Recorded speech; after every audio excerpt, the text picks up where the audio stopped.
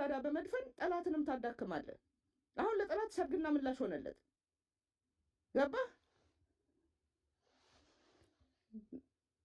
ቴዲ ስትመለስ መግባት ትችላለህ። ኢንፊኒቲ ቀጥል ሀሳብህን እንድትጨርስ። ኦኬ መልካም። አይ እንትንሽን ኮንሰርንሽን እኔ የምረዳዋለኝ፣ ግን እኔ አሁን ብዙዎቹ የሚያነሱት ጥያቄ ከወያኔ ጋር ይሰራል ነው አይደል? በክሊር ግልጽ የሆነ ነገር እንደው ቦልድ የሚያነሱት ጥያቄ ይሄ ነው በዋናነት። ከሻዕቢያ ጋር ይሰራል እሱ ታዩ ኢሹም ተደርጎ መነሳት የለበትም። መስራት ካለበት ከማንም ጋር ይሰራል። ግን ከወያኔ ጋር ያለው ከኢንተረስት አኳያ የኢንተረስት ኮንፍሊክት የሚያስነሳ ነገር አለን። ዘሴም ኢንተረስት ስላለን እዛ ላይ እንዴት ሊሆን ቻለ የሚል ቅሬታ ይነሳል። ግን አሁን እነሱ በግልጽ የፈለጉት እኔ የሚመስለኝ እንደኔ አረዳድ ድርጅቱ በተቻለው መጠን ስሙዝሊ በዋናነት ወደዚህ ትጥቅ ትግል ያስገባን አሁን በምንድን ነው በመንግስትነት ያለው ስርዓቱ ነው የሚል አቋም አለ። ማለት ወደ ታሪካዊ ጠላት ከመጣን ወደኋላ ወይም ደግሞ ወደ ጀስቲስ ምናምን መጣ ከሆነ ህዋትንም እንደ ጠላት አድርገን ልንጠቅስ እንችላለን። ግን ኢሚዲየት ኮዙ ወይም ደግሞ ጠመንጃ ይዘን ጫካ እንድንገባ ያደረገን አንድም ህግ ማስፈጸም ባለመቻሉ፣ ሁለትም ደግሞ ለድርጊቱ ዳይሬክትሊም ኢንዳይሬክትሊም ተሳታፊ በመሆኑ፣ በመቀጠልም ለፊውቸርም አደጋ ሊደቅን የሚችል ከትጥቅ ማስፈታት ጋር በተገናኘ ይሄ ለህልውናችን አደጋ ነው ብለን የተነሳ ነው የብልጽግና መንግስት ነው። ይህም ግልጽ ክሊርሊ ቦልድ ነው። ከዛ በዘለለ ግን የርስት ጉዳይ በተመለከተ በአንድም በሌላም መልኩ ቀይ መስመር እንደሆነ በተደጋጋሚ ተገልጿል። እንግዲህ አሁን ከማንፌስቶ ጋር ምናምን እሱ ወደፊት ዲቴል የሚመጣ ነገር ይኖራል። እነሱም በዛ መልኩ ነው የገለጹት። ነገር ግን እንዳልሽው ትንሽ የሩም የሆነች ጋፕ፣ አንዳንድ ጊዜ ጋፑ ኔጌቲቭም ሊሆን ይችላል ፖዚቲቭም ሊሆን ይችላል። ቦልድ አሁን እነሱ በዚህ ሰዓት ጠላታችን ብለን የምንዋጋው ወያኔና ብልጽግና ነው ብትይ አሁን የወያኔውን ጠላት አድርገሽ ቦልድ ማምጣቱ ምን ይጠቅምሻል? አሁን ላለው ዳይሬክትሊ በእርግጥ እኛ አሁን የትጥቅ ማውረድ የለብንም የሚለው ኢሹ የመጣው አንደኛ ከርስት ስጋት ጋር አኳያ ነው። በዛ በኩል ሊታጠቅ ኃይል አለ። የህዋት ኃይል ሙሉ ትጥቁን ሳይፈታ በዛ ሁኔታ ላይ እኛ ትጥቅ ብንፈታ ርስቶቻችንን መልሶ ለመቀማት አደጋ ይፈጥርብናል የሚል ነው።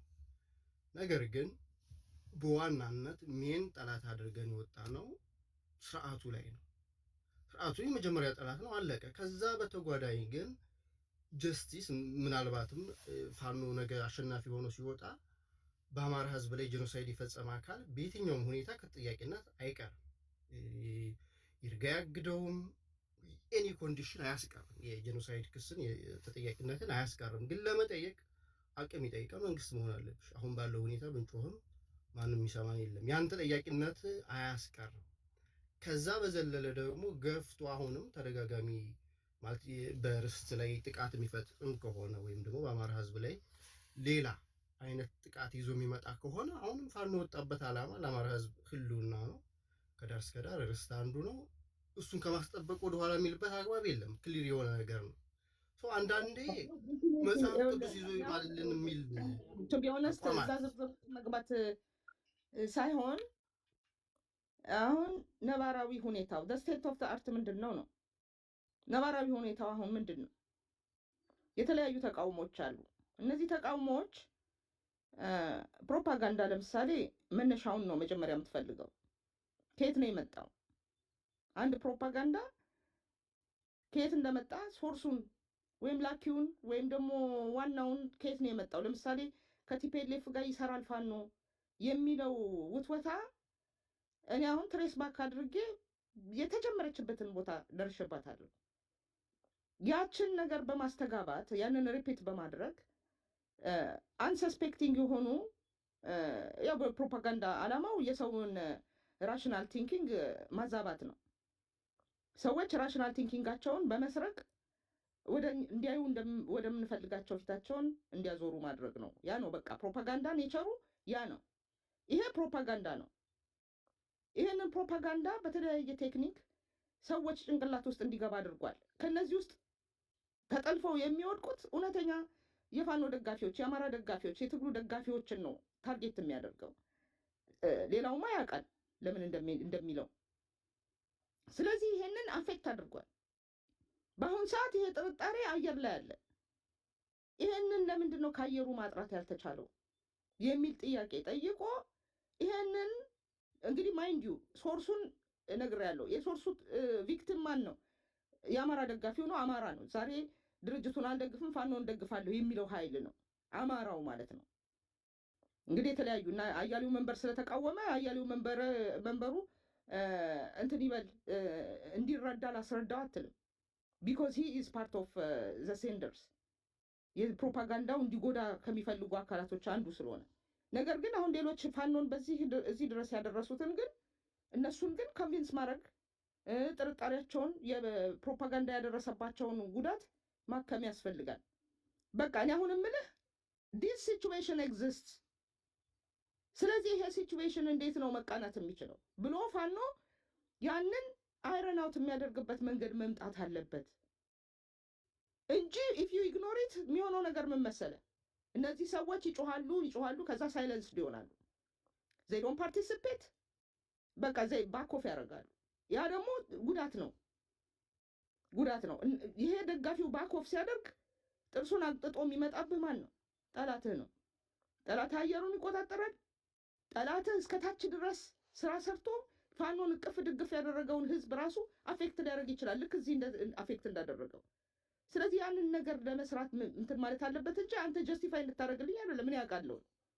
ገባህ? እኔን ማስረዳት አያስፈልገኝም። ነገር ግን ይሄንን ነገር ማስተካከል ያስፈልጋል ነው። ዋይ ለምን አልተቻለም? አንዱ ይሄ ነው። ሁለተኛው በድርጅቱ ላይ ያሉ ቅሬታዎች አሉ። እነዛ ቅሬታዎች እንደዚሁ ትሪት መደረግ አለባቸው። ዋን ኦፍ እኔም ራሴ ቅሬታ ያለብኝ ሸዋ ላይ ምንድነው አንድ ድርጅት የሚያሰኘው በፕሪንሲፕል ሲንቀሳቀስ ነው። ቼክ ኤንድ ባላንስ ሲኖረው ነው። ህግጋቶቹ ለሁሉም በእኩል እጅ ማገልገል ሲችሉ ነው። ለምሳሌ ሸዋ ላይ ስቲል ዲል የተደረገው ኦኬ የሸዋ ጠቅላይ ግዛት ምክትል ምናምን የሚባለውን ፖዚሽን እንዲይዝ የፈለገውን ሰው እንዲመድብ ተደረገ። የሸዋ ፋኖን ደግሞ የአሳምነው እዝ መሪ እንዲያቀርብ ተባለ። ዘሆል የሸዋን ፋኖ የሚመራው ያሳምነው እዝ ነው ተብሏል። ያሳምነው እዝ ፎርዋርድ አድርጎ ሲያመጣ የሸዋ ጠቅላይ ግዛት እዝ በማን አለብኝነት በዚህ ፕሪንሲፕል መመራት ያልተቻለበት መንገድ ትክክል አይደለም ነው። በቃ ይሄ ነው አግሪየት የተደረገው። መከታውን ወደነው አይደለም እኮ ምክትል የሆነው። መከታው ላይ ቅሬታ ያለው በጣም ብዙ አማራ ነው ያለው ሸዋ ላይ። ስለዚህ ያ ፕሪንሲፕል መተግበር አለበት፣ ለምንድን ነው የማይተገበረው የሚል ቅሬታ አለን። ሁለተኛ ያው እንዳልከው የተሰሩ ነገሮች ኃላፊነት መወሰድ አለባቸው። ኃላፊነት ካልወሰድክ የመመለስ የመደገም ቻንስ ይኖራቸዋል። እንደማንኛውም አሁን እርማት የሚሰጠው ለአንድ ወንጀል ቱ ስቶፕ ኢት ነው፣ ሪፒት እንዳያደርግ ነው። እና ኃላፊነት መወሰድ አለባቸው። እንደ ቀልድ የሚታለፉ ጉዳዮች አይደሉም የሆኑት። ኦኬ ለጊዜው እንተዋቸው፣ ዋናው ነገር ትግሉ ስለሆነ በአንድ መቆምም ስላለብን እንሁን ተብሎ ሲመጣ አሁን ደግሞ ያሳምነው እዝን ሪጀክት ለማድረግ የሄዱበት መንገድ ትክክል አይደለም ብለን እንቃወማለን። ይሄንን እንደ ድርጅት ፕሪንሲፕሉን ተጠቅሞ ማስተካከል አለበት ነው። ይሄ ፋኖ እንዲጠፋ ከማፈለግ አይደለም ይሄ ጥያቄ የሚነሳው። እነዚህ ጥያቄዎች ደጋፊውን ነው የሚመለከቱት፣ እነ ጠላቶችን አይደለም የሚመለከተው። ለጠላቶች በር መዝጋት ትክክል ነው፣ ለደጋፊ ግን ጥያቄዎችን መመለስ ነው ያለበት ብዬ ነው የማስበው። እና አሁንም ይሄ ከቲፒኤልኤፍ ጋር ይሰራል የሚለው ምስጋናው አንዱ ዓለም ፕሮፓጋንዳ ባይዘወይ ምስጋናው አንዱ ዓለም ነው የጀመራት ይችን ነገር። ፋኖ ከቲፒኤልኤፍ ጋር ይሰራል ያለው ምስጋናው አንዱ ዓለም ነው የመጀመሪያዋ የሰማኋት። ከዛ ነው ዞራ ተጉዛ ብልጽግና ተፋት። ዛሬም ድረስ እየጮሁ ያሉት አፋድ ውስጥ በሰፊው ሲካሄድ ቆየ። አሁን ደግሞ ብልጽግና የመጀመሪያ መሪ ፕሮፓጋንዳ አድርጎት መጣ። ይሄ ነገር ኖርማል አማራዎችን አፌክት አድርጓል። ለምን ምን ቢደረግ ነው የሚጠፋው ብሎ ፋኖ መስራት አለበት ነው። ቴዲ ሬዲ ነህ መሰለኝ። ሶሪ ቆይ ኢንፊኒቲ እየተቀጠላለህ አንተ ቀጥል ቴዲ። እንደምን አላችሁ? በሳል ሀሳብ ነው እየሰማሁት ያለሁት። ለዚህ ነው እኔም ወድጀው የመጣው።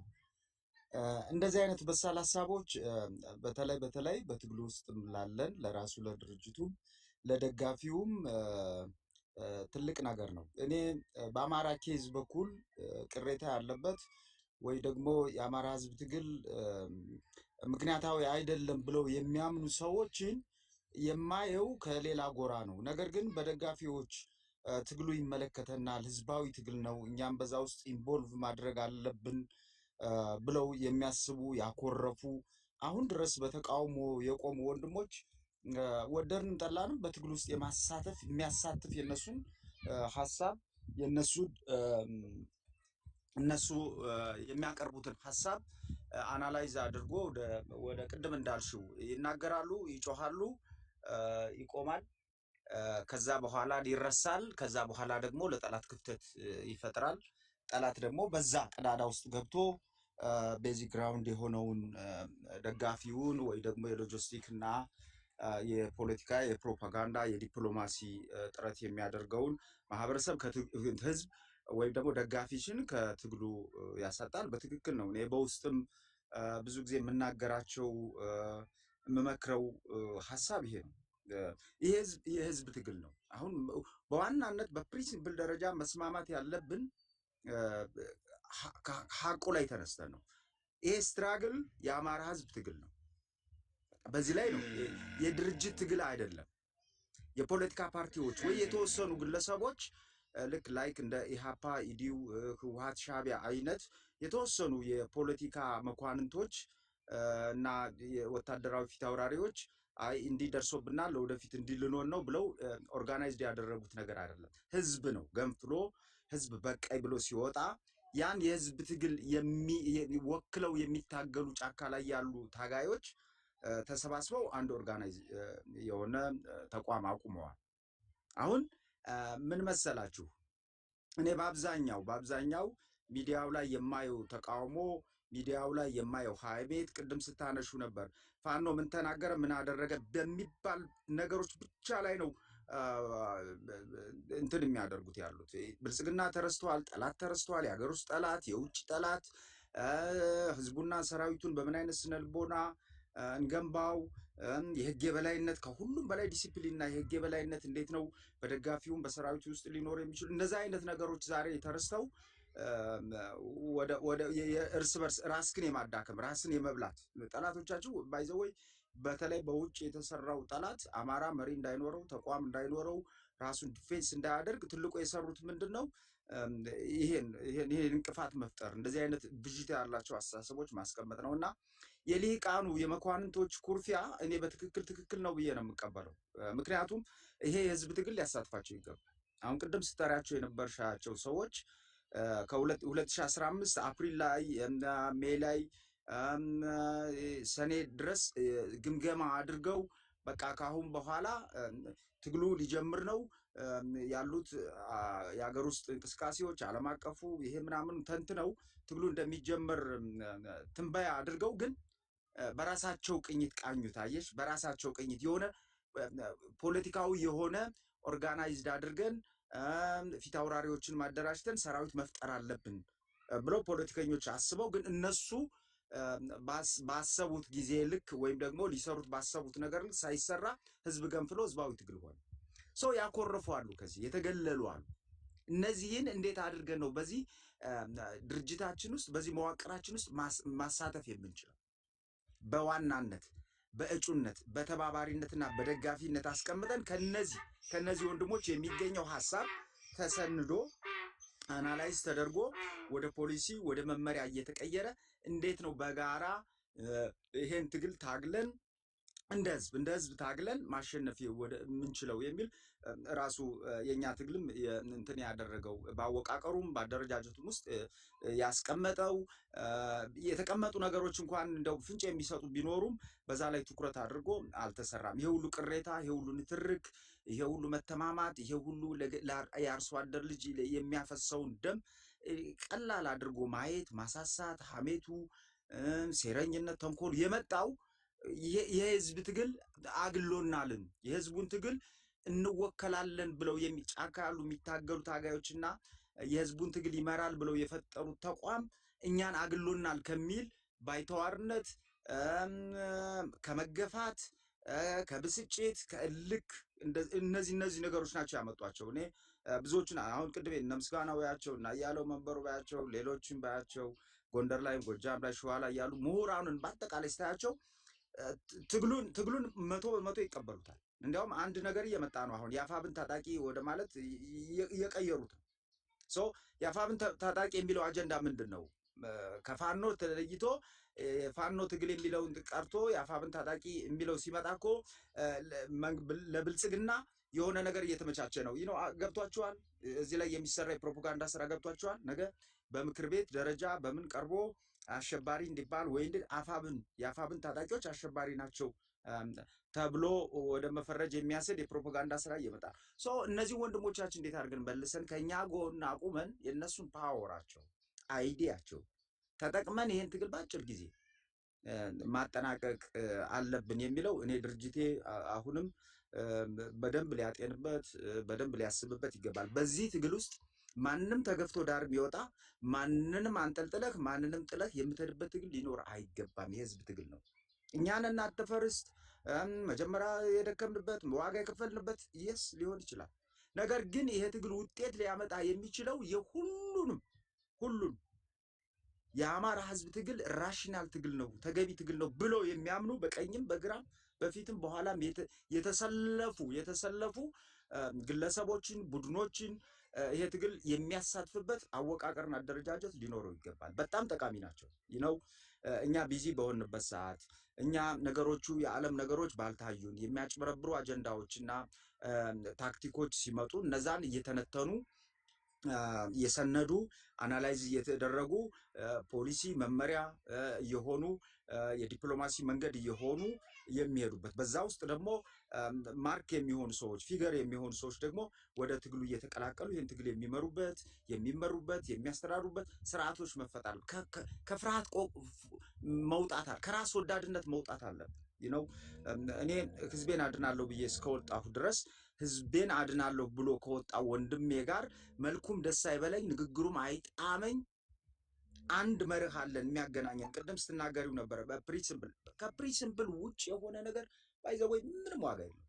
ፕሪንሲፕል ነው። ህወሓትን እስከዛሬ ድረስ እንዲህ መቃብር ውስጥ ገብታ እያፈራገረጣት ያለ መርህ ነው። መተንተን አለብን። የሀገሪቱን የፖለቲካ ሁኔታ ምን እንፈልጋለን? መነሻችን ኬዛችን ምንድን ነው? አሁን እኮ ዩኤ ላይ ባለፈው ስናወራበት ነበር። በዘመነ ካሴ ስምና ፊርማ ወደ አፍሪካ ህብረት የቀረበው እኔ በጣም ያስጨንቀኝ ነበር። ፎር ዘ ኢንተርናሽናል ኮሚኒቲ እንዴት ነው አናውንስ የምናደርገው ኬዛችን? ዓለም አቀፉን መርህ ዓለም አቀፉን ፍላጎት ሳንጥስ እኛ የተገፋን ጦርነት ተከፍቶብን ራሳችን ዲፌንስ የምናደርግ ስትራግላችን ሂውማኒቲ የሆነ ስትራግል ዓለም አቀፉን መርህ የማይቀስ የሆነ እንዴት አድርገን ነው አናውንስ የምናደርገው የሚለውን በጣም የምጨነቅበት አሁንም የምጨነቅበት ለወደፊት ይሄ ኢንተርናሽናል ክራይሲስ ግሩፕ ለምን የፋኖን እንቅስቃሴ እዛ ውስጥ አላሳተፈውም? የራሳችን ድክመት ቁጭ ብለን መገምገም አለብን። ባይዘወይ ፋክትን መሸሸት አያስፈልግም። ሀቅን መሸሸት ሀቅን ተጋፍጦ የሚያስከፍል ዋጋ ካለም ከፍሎ ከሀቅ ጋር ቁሞ በሀቅ ራሳችን ገምግመን እና መዝነን እንጂ ራሳችን ያንቆለጳጰስን እዚህ ቲክቶክ ላይም ሌላም የኔ ጀግና የኔ አባት የኔ ወንድ ምናምን ደካማው እያልን በምንሄድበት ደረጃ ለትውልድ ተሻጋሪ የሆነ ሀሳብ ለትውልድ ተሻጋሪ የሆነ ፍትህ፣ እኩልነት ለሀገር የሚጠቅም ለሰው ልጅ የሚጠቅም ስራ መስራት አንችልም። ከመርህ ውጭ ነን።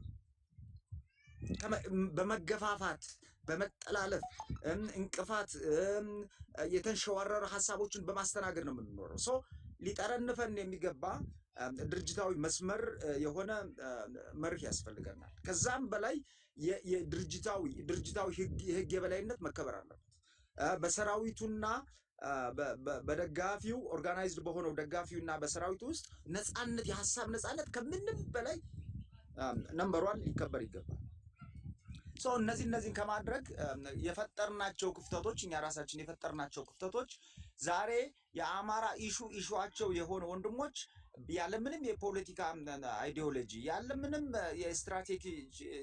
የስትራቴጂክ ችግር ያለምንም ታክቲክ ችግር ግን ባለመሳተፋቸው ብቻ በቅሬታ ብቻ ትግሉን እስከ መቃወም ታጋዮችን እስከ መቃወም ለጠላት ምቹ የሚሆኑ አይዲያዎችን እየፈጠሩ ለመንግስት ራሱ መሸጥ ጀምረዋል። ለመንግስት እየሸጡ እኮ ነው አይዲያ ራሱ። አሁን ፋኖን የሚቃወሙ ኃይሎች ፋኖ ከሚባለው ኦርጋናይዝ ከሆነ እኔ ፋኖ ነኝ ብሎ ደሙን ከሚያፈሰው ሰራዊት የተለየ ስያሜ የተሰጠው የአፋብን ታጣቂ እየተባለ ነው። እኔ የአፋብን ታጣቂ አይደለሁም። እኔ የአማራ ህዝብ ታጣቂ የአማራ ህዝብ ፋኖ ታጋይ ነኝ። የአማራን ህዝብ ትግል ለመምራት ግን አንድ ኦርጋናይዝድ የሆነ አፋብን የሚባል ተቋም አቁመናል። ያ ተቋም የህዝብ ትግል ነው የሚመራ እንጂ ራሱ አሬንጅ አድርጎ ይዞት የወጣ የፖለቲካ መስመር ድርጅታዊ ጥርናፌ የዲሲፕሊን ምናምን ከሀስ ከፐብ ተብሎ የተወጣ ነገር የለም። እዚሁ ጫካ ሆነን ነው ሁሉን የሰራነው። ያኮረፉና ያገለልናቸው ወንድሞች ራሱ ለመንግስት አይዲያ ሀሳብ እስከ መሸጥ ድረስ ደርሰዋል። ይሄ ችግሩ የኛ ነው። እኔ ችግሩን አክሴፕት ማድረግና ይሄን ፋክት ተጋፍጠን እነዚህ ያኮረፉ እነዚህ ለትግሉ አሁን እንቅፋት እየሆኑ እየመጡ ያሉ አይዲያሊስቶችን፣ ሊቃንን፣ መኳንንቶችን፣ ወታደራዊ ጠበብቶችን እነዚህ ሳፖርት የሆኑትን ወገኖቻችን ማሰባሰብ ማምጣት ከኛ ከትግሉ የሚጠበቅ ነው። አይ ዶንት ኖ በትግሉ በአመራር ደረጃም ይሁን በሌላም ደረጃ ያለ ቁልፍ ቦታ ላይ ያሉ ሰዎች ይሄን አይዲያ እንዴት ይመለከቱታል፣ እንዴት ያስቡታል አላቅም። ግን ተገናኝተን የበለጠው በዚህ ጉዳይ እየሞከርን እየተለማመድን ሐሳቡን ዲቨሎፕ እያደረግነው ተስፋ እየሰጠን ብንሄድ አንደኛ የወገን ጠላት በጣም ትልቁ ነገር የወገን ጠላት እኔ ትግል ያሸንፋል ብዬ የማስበው በሰራዊት ብዛታችን ወይ ደግሞ በምናወጣው መግለጫ ወይ ደግሞ በውጊያ በሱ ነው ብዬ ነው ያላምነው። እኛ የምናምነው አንድ ዓላማ፣ አንድ መስመር፣ አንድ ጥርናፌ፣ አንድ የድርጅታዊ የህግ የበላይነት ይዘን ሁላችን ከአንድ ምንጭ እንደጠጣ ከአንድ መጽሐፍ እንዳነበበ መናገር የሚያስችል እውቀትና በመርህና በህግ የበላይነት ስንመራ ነው። ያን ነው ጥንካሬ የሚባለው። የአንዲት ሀገር ጥንካሬዋ የሚለካው በኢኮኖሚዋ ብቻ አይደለም። የህግ የበላይነት ያለባት ሀገር ስትሮንግ የሆነች የሰው ልጅ በነፃነት 24 ሰዓት የሚንቀሳቀስባት፣ ሌባዎች የቀነሱባት፣ ማፊያዎች የሌሉባት፣ ታማኝ የሆኑ ፖለቲካል ሊደርሽፖች የኖሩባት፣ የጸጥታ ኃይሉ የህዝቡንና የሀገሩን ሉዓላዊነት የሚጠብቅ እንደዛ አይነት ሀገር ስትሆን ነው ጠንካራ ስትሮንግ ብለው የኔ ኦርጋናይዝ አሁን የኔ አማራ ፋኖ ብሔራዊ ንቅናቄ ጥንካሬን የምለካው እኔ በድርጅቱ ውስጥ ያለ የህግ የበላይነት፣ በድርጅቱ ውስጥ ያለ ሐሳብን የማቅረብ ነፃነት፣ ሐሳቡ ከማንም ከምንም ይምጣ ሐሳቡ ገዥ እስከሆነ ድረስ የሐሳብ ወደ ሰነድ ከሰነድም ወደ መመሪያና ፖሊሲ እየሆነ የሚሄድበትን እንደዛ አይነት ጥንካሬ ሲኖር ጠላቶቻችን እናሸንፋለን። ከዛ ውጪ ከቀረርቶና ከንትን እንደገና የወገን ጠላት ራሱ ተጨምሮበት ለመንግስት አይዲያ የሚሸጡ አሁን የሚገርመኝ ይሄን ቲክቶክ ላይ የማየው በተለይ ለመንግስት አይዲያ እየሸጡ ነው ያሉት። መንግስት ያልገባውን ያላወቀውን አይዲያ ራሱ ይሄም ከመገፋት የመጣ ካለማሳተፍ የመጣ ሆደ ሰፊ ልበ ሰፊ ሆነን እነዚህ ሰዎች ማስተናገድ ያስፈልጋል። በእኔ በኩል ይሄ ነው። ሌላው እንግዲህ በዲፕሎማሲ ጉዳይ ትግሉ በሚፈልገው መንገድ ነው መሄድ ያለው። እኔ አንደኛ ቅድም የነገርኩሽ ነው። ከነዚህ ካኮረፉ እናሳትፋቸው ይልቅ የተሻለ አይዲያ፣ የተሻለ ኢኮኖሚ፣ የተሻለ ፋይናንስ፣ የተሻለ ሎጂስቲክ እና የጠራ አስተሳሰብ እናገኝ ነበር። እነዚህ ያኮረፉ ወንድሞቻችን በየሁሉ መንገድ እንቅፋት ይሆኑና ትግሉ ወደሚፈልገው የዲፕሎማሲ ግንኙነት ወይ የዲፕሎማሲ ፍላጎት ወይ ደግሞ ሀለ ብሎ ሲናገር አይ ለሉ ሊላለ ብሎ ተናገረ ብሎ እስከ መተርጎም ድረስ የሚያደርሱ ነገሮች የሚመጡ በዚህ ነውና ነገሮችን እኔም ራሳችን ማረም ያስፈልጋል። ራሳችን ማስተካከል፣ ራሳችን ቀኝ ግራውን ማየት ያስፈልጋል። ይሄ ብቻ አይደለም። ራሱም ደጋፊው የሆነ የትግሉ ባለቤት ነኝ የሚለው ደጋፊው በተቻለው መጠን ይሄ ገና 3 ዓመት የሞላው ትግል እኛ በምናስበው ልክ ከዚህ ደረጃ ስላልደረሰ ነው ብሎ ነገሮችን እያየ በውስጥ እየተቸ በውስጥ እያስተካከለ የሚሄድበትን ባይዘወይ ጫና በሁሉም ቦታ ጫና ያስፈልጋል። ጫና ሰዎች ደካሞች ነን፣ ራስ ወዳዶች ነን። እኔ ለምሳሌ አንድ ቀን ክፉ ሰው ነኝ ብዬ አውርቼ አላውቅም። ስለኔ ክፋት ግን በተግባር ያዩ የመዘኑኝ ሰዎች ስለኔ ሊናገሩ ይችላሉ። እና ሰው ራስ ወዳድ ስለሆን እንደ ኦርጋናይዝም እንደ ትግልም እንደ ግለሰቦችም በራሳችን ላይ ራሳችን ሂስ የማድረግ ራሳችን የማስተካከል ድክመቶች ይኖራሉ። ሰው እየተለማመድን የምንመጣ ነው ብዬ ነው የማስብ። እንዳላበዛ እህት ዓለም በቀጣይ ይገባለሁ። የኔ ሐሳብ እንደዚህ ነው። ንስሐ ገብቶ ፋክትን ተቀብሎ ነገሮችን ማስተካከል፣ ያኮረፉትን መመለስ፣ በዛ ላይም ካለ ይቅር መባባል። ምክንያቱም መንገዳችን አንድ ነው። የህዝብ አደራ ነው ተቀብለን ያለ። አሁን የማስበው እኔ እዚህ ትግል ውስጥ ያለሁት የህዝብ አደራ ተቀብዬ ነውና ለዛ አደራዬ ለመወጣት አስፈላጊው መስዋዕትነት ሲባል ከራስሽም ጀምሮ ነው። ራስሽ ዝቅ ከማድረግ ኦፕን በማድረግ እንደው አንድ ነገር ላስታውስህ። የጥቁር አሜሪካኖችን ከኮሎኒያሊዝም ነፃ ለመሆን በሚታገሉበት ጊዜ በጣም ችግር ላይ ወደቁ። ምክንያቱም ጥቁሮች ሆነው ለነጭ የሚያገለግሉ ልክ በባሪያ ንግድ ጊዜ ባሪያዎችን የሚያድኑት ራሳቸው የሰፈር ራሳቸው ጓዶቻቸውን ነው እያደኑ ጡንቻው ፈርጠም ያለ ለ6 ወር ባህር ላይ ሲንሳፈፍ ያን ሁሉ ነገር ተቋቁሞ የሸንኮራ አገዳ እንትን ላይ ፋክተሪ ላይ እርሻ ላይ መድረስ የሚችል the other side of the world እና ይሄንን የሚያውቁት እዛው ሰፈሮቸው ውስጥ ያሉ ቅጥረኞች ናቸው። በጥቁር አሜሪካኖች ሙቭመንትም ጊዜ እንዲህ እነዚህ ጥቁሮች ናቸው ግን ካቦ ሆነው የሚገርፉት የሚደበድቡት ምን የሚሉት የሚገሉት ጥቁሮች ናቸው። እንዴት ነው እንደዚህ ሊሆን የቻለው ብለው አንድ ሳይኮሎጂካል ጥናት ሰሩ እና ኢንፋክት ጥቁር ሆነው በዛ ትግል ውስጥ በጣም 5 አይነት ሰዎች እንዳሉ ደረሱበት። አንደኛው የዛው ማህበረሰብ አካል የሆነ ዘናን ስትራግለር የሚባል ወይም ደግሞ የማይታገል የሚታገለን ብለው ያሉት ካታጎሪ ነበረ። እነዚህ አይነት ሰዎች ምን አይነት ናቸው ብለው አጠኑ። ካራክተሪስቲክሳቸው ከሶሳይቲያቸው ጋር የተፋቱ ናቸው።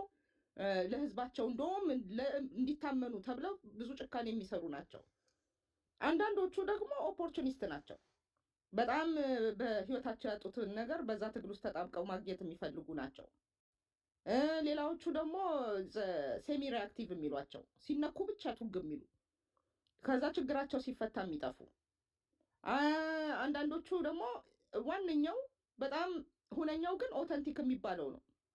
ኦተንቲክ ነው፣ ሁሉ ነገሩን ሰጥቶ የሚታገልም አለ እስከ ሞት ድረስ። ማለት ልክ እንደ ፋኖ ማለት ነው። የሰው ልጅ በተፈጥሮ ሞትን ይፈራል። ራሽናል ማይንድ ማለት ያ ነው። ዘ ራሽናል ማይንድ ከአደጋ ነው የሚሸሸው እንጂ ወደ አደጋ አይሄድም። ይሄ ግን ለነጻነት የተነሳው የመጨረሻውን ደረጃ የወሰደው ፕሮፌሰር አስራት ወልደየስም ዘ ኦተንቲክ ብለው የሚጠሩት ኦተንቲክ አማራ ይሉ ነበር ፕሮፌሰር አስራት። እና ያ ማን ነው?